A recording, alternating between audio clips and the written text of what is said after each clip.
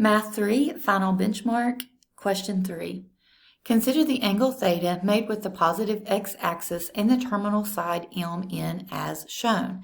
If the x-coordinate of point N is the square root of 3/2, what is the value of theta? All right, so all it's asking us is what is the angle?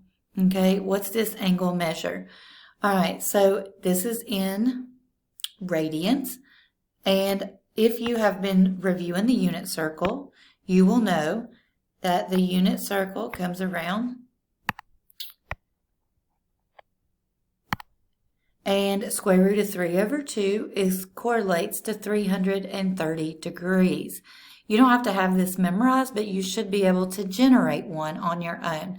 So on the EOC, if you could generate or make a unit circle on your paper, you will not be provided with this, but you could easily see that if you've got the square root of 3/2, that correlates to 330 degrees, which is 11 pi over 6 in radians.